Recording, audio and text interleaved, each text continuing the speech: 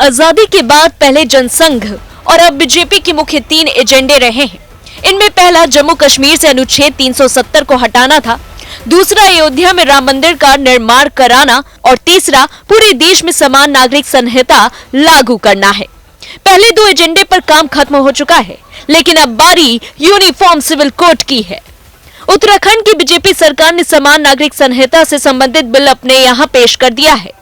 राज्य सरकार चाहती है कि इसे उत्तराखंड में लागू कर दिया जाए। अगर सब कुछ ठीक रहा तो ये बिल कानून की शक्ल में राज्य में लागू भी हो जाएगा। हालांकि केंद्र भी इस पर काम कर रहा है। देश के 22वें विधि आयोग ने पिछले साल 14 जून को यूसीसी पर सार्वजनिक और धार्मिक संगठनों के विभिन्न पक्षों से 30 दिन के भीतर अपनी राय देने को कहा था। कहा जा सकता है कि ये मुद्दा अब फिर देश भर में चर्चा में आने वाला है, क्योंकि बीजेपी शासित कई राज्य इसे लागू कर सकते हैं। यूनिफॉर्म सिविल कोड का मतलब है कि हर धर्म, जाति, संप्रदाय, वर्ग के लिए पूरे देश में एक ही नियम। दूसरे शब्दों में कहें तो समान नागरिक संहिता का मतलब है कि पूरे देश के लिए एक समान कानून के साथ ही सभी धार्मिक समुदाय के लिए विवाह, तलाक, विरासत, गोद लेने के नियम एक ही होंगे। संविधान के अनुच्छेद 44 में सभी नागरिकों के लिए समान कानून लागू करने की बात कही गई है। बता दें कि अनुच्छेद 44 संविधान के नीति निर्देशक तत्वों में शामिल है। इस अनुच्छेद का उद्देश्य संविधान का प्रस्तावना में धर्मनिरपेक्ष लोकतांत्रिक गणराज्य के सिद्धांत का पालन करना है। भारत में सभी नागरिकों के लिए एक समान आपराधिक संहिता है, लेकिन समान नागरिक कानून नहीं है। चलिए आपको बताते हैं कि आखिरकार पहली बार कब हुआ था यूसीसी का जिक्र। समान नागरिक कानून का जिक्र 1835 में ब्रिटिश सरकार की एक रिपोर्ट में भी किया गया था। इसमें कहा गया था कि अपराधों, सबूतों और ठेके जैसे मुद्दों पर समान कानून लागू करने की जरूरत है। और इस रिपोर्ट में हिंदू मुसलमानों के धार्मिक कानूनों से छेड़छाड़ की बात नहीं की गई है। हालांकि 1941 में हिंदू कानून पर संहिता बनाने के लिए बीएन राव समिति का गठन किया गया था। राव समिति की सिफारिश पर 1956 में हिंदुओं, बौद्धों, जैनियों और सिखों के उत्तराधिकार मामले को सुलझाने के लिए हिंदू उत्तराधिकार अधिनियम विधेयक को अपनाया गया। हालांकि मुस्लिम, ईसाई और पारसियों लोगों के लिए अलग कानून रखे गए थे। अब तक देश में क्यों लागू नहीं हो पाया यूसीसी? भारत का सामाजिक ढांचा विविधता से भरा हुआ है। हालात ये हैं कि एक ही घर के सदस्य अलग अलग रीति रिवाजों को मानते हैं। अगर आबादी के आधार पर देखें तो देश में हिंदू बहुसंख्यक है, लेकिन अलग राज्यों में हिंदुओं में ही धार्मिक मान्यताओं और रीति रिवाजों में काफी अंतर देखने को मिल जाएंगे। इसी तरह मुसलमानों में शिया, सुन्नी, वहाबी, अहमदिया समाज में रीति रिवाज और नियम अलग हैं। ईसाइयों के भी अलग धार्मिक कानून हैं। वहीं किसी समुदाय में पुरुष कई शादी कर सकते हैं, तो कहीं विवाहिता महिला को पिता की संपत्ति में हिस्सा नहीं मिल सकता, तो कहीं बेटियों को भी संपत्ति में बराबर का अधिकार दिया गया है। समान नागरिक संहिता लागू होते ही ये सभी नियम खत्म हो जाएंगे। हालांकि संविधान में नागालैंड, मेघालय और मिजोरम के स्थानीय रीति रिवाजों को मान्यता व सुरक्षा देने की बात कही गई है। राजनीतिक दलों का यूसीसी पर क्या रुख है वो भी सुन लीजिए। केंद्र में सत्तारूढ़ दल बीजेपी ने लोकसभा चुनाव 2014 और 2019 के घोषणा पत्र में समान नागरिक कानून बनाने का वादा किया था। वहीं शिवसेना नेता संजय राउत ने अगस्त 2019 में यूसीसी पर कहा था कि मोदी सरकार राजग में शिवसेना के उठाए मुद्दों को आगे बढ़ा रही है। ये देश हित का फैसला है। वहीं इसका विरोध कर रहे एआईएमआईएम नेता असदुद्दीन ओवैसी ने अक्टूबर 2016 में कहा था कि यूसीसी सिर्फ मुसलमानों से जुड़ा मुद्दा नहीं है। पूर्वोत्तर के कुछ इलाके के लोग भी इसका विरोध करेंगे। मुस्लिम पर्सनल लॉ बोर्ड का मानना है कि ये मुसलमानों पर हिंदू धर्म थोपने जैसा है। अगर इसे लागू कर दिया जाए तो मुसलमानों को 3 शादियों का अधिकार नहीं रहेगा। शरीयत के हिसाब से जायदाद का बंटवारा नहीं होगा। अब ऐसे में अगर यूसीसी लागू हो जाता है तो इनमें क्या कुछ बदलाव होंगे ये भी सुन लीजिए। अगर यूनिफॉर्म सिविल कोड लागू होता है तो लड़कियों की शादी की उम्र बढ़ा दी जाएगी। इससे वे कम से कम ग्रेजुएट तक की पढ़ाई पूरी कर सकेंगी। वहीं गांव स्तर तक की शादी की पंजीकरण की सुविधा भी पहुंचाई जाएगी।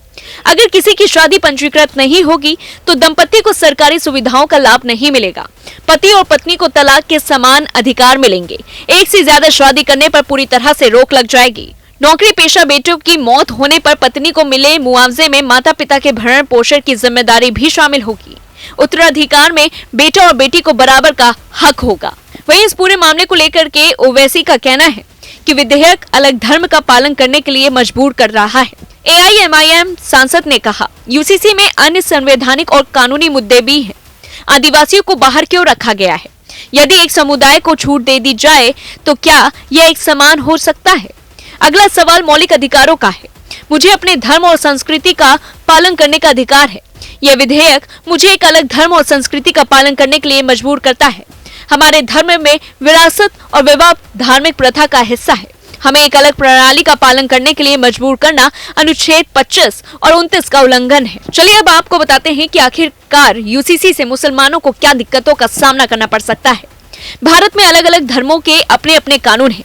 मुस्लिमों के लिए मुस्लिम पर्सनल लॉ बनाया गया है। अभी मुस्लिमों पर मुस्लिम पर्सनल एप्लीकेशन एक्ट 1937 लागू होता है। अगर समान नागरिक संहिता लागू होती है तो ये कानून खत्म कर एक सामान्य कानून का पालन करना होगा।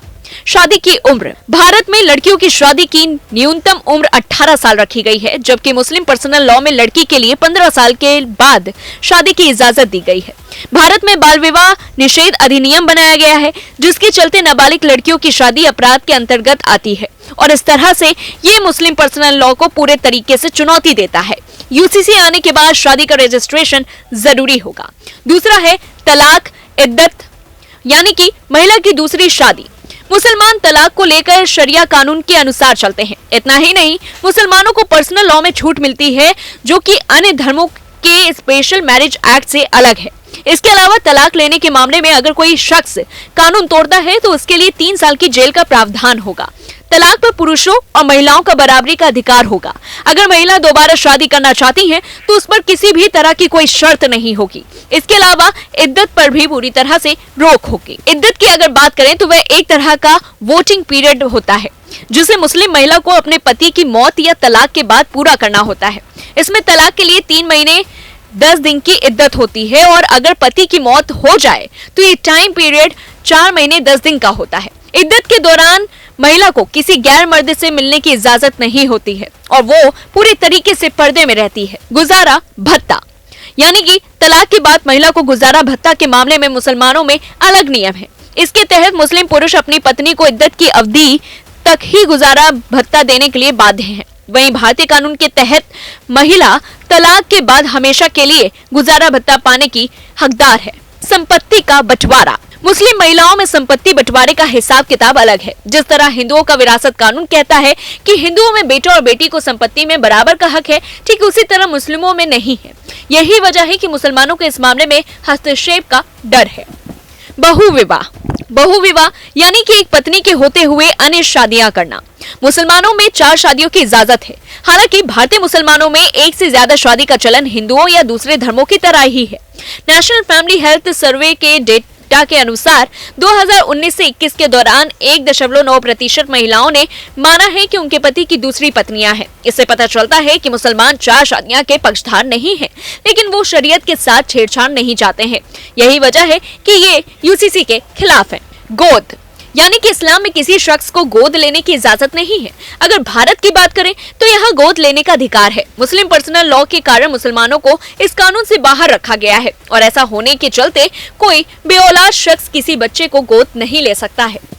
बच्चे की कस्टडी, मुसलमानों पर लागू होने वाले शरीयत कानून के अनुसार देखें तो पिता को लड़के या लड़की दोनों का नेचुरल गार्जियन माना जाता है। माँ की बात करें तो माँ अपने बेटे की 7 साल की उम्र पूरे होने तक की कस्टडी की हकदार है, जबकि बेटी के लिए माँ तब तक कस्टडी की हकदार है जब तक उसकी बेटी यौवन ना प्राप्त कर ले। इस पूरी खबर को लेकर के आपकी क्या कुछ